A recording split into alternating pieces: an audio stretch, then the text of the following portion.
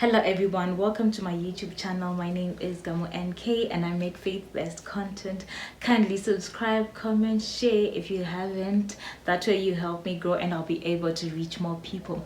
So the title of my message today is Trust the Process, and I'm going to read from Proverbs chapter 3 verse 5. It says, "Trust in the Lord with all your heart and do not lean on your own understanding." Trust in the Lord with all your heart and do not lean on your own understanding. So I've been frustrated because life has just been lifing and things didn't go the way that I thought they would. And I found myself still in the same position and asking questions. I was like, but God, it wasn't supposed to be this way. I should have been at this place. I should have done this by now. But the Lord ministered a word to me through this painting class that I attended. It was amazing. So we got our empty canvases and then we just began to paint like layers of colors.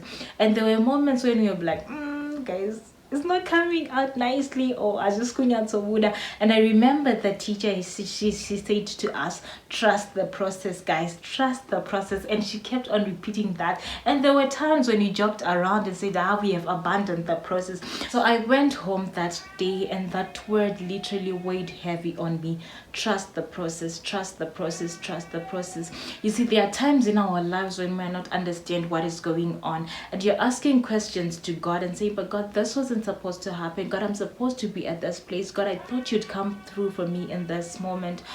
But then my word for you today is trust the process. Do not lean on your own understanding. Trust in the Lord, because he says, for I had known the plans that I have for you, plans to prosper you and not to harm you. There are moments when you might think, but saying diripanapa, but that place might be building muscle, that place might be preparing you for what is to come.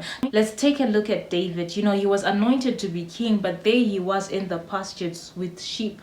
But in those moments of being with sheep, he was being trained to be a leader. He was being trained to have that heart of a shepherd, where he would lead them, where he would shepherd the people of God. You see, in those pastures, he learned to fight bears and lions, and this was preparing him to fight the giant. When everyone else was being a coward and running away from Goliath, David had the courage and the nerve to say, who is this uncircumcised Philistine who dares to defy the armies of the living God? He was being prepared, and just because he went through the process fighting bears and lions, he had the nerve and the courage to fight the giant. So you might not be understanding what is going on right now, but in hindsight it will make sense. So let me show you my painting. This is how it came out. I mean, it's a beautiful painting, but it didn't start like this. Let me just cover this part and this part. So you can imagine how it looked like without the beds. There were just layers of colors. Take a look at this part. There were just layers of colors that didn't even make sense. So even this mess right here, I get the bottom of the corner right here. It's a mess when you look at it, but when it becomes a complete picture, you will say, because when we were painting it, we were saying, what exactly are we doing? But then began to paint the trees, the birds, the sun, even the sun. She said, now take white and paint it on the sun on the yellow background. Normally you'd say, isn't it supposed to be the other way around? But no, at the end it came out as perfect as it is, and the sun is shining bright. It's a beautiful sunset, the birds are there. It all came out as a wonderful painting. So life can be like that sometimes, guys. I don't want to lie, but you have to trust the process, that every stroke will make sense.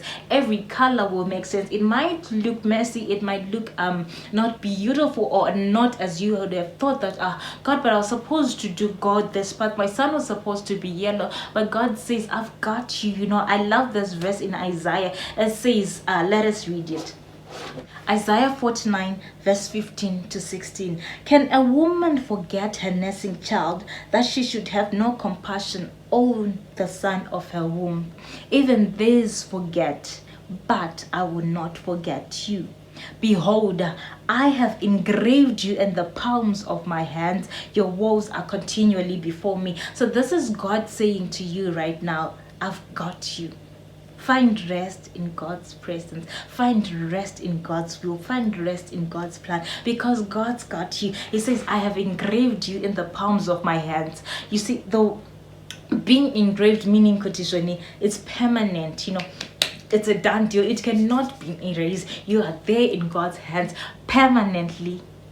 Mumaoko amwari, mumaoko amwari, handi zochki ndakachengetedzwa mumaoko amwari. So it says in the hollow of his hands, you know.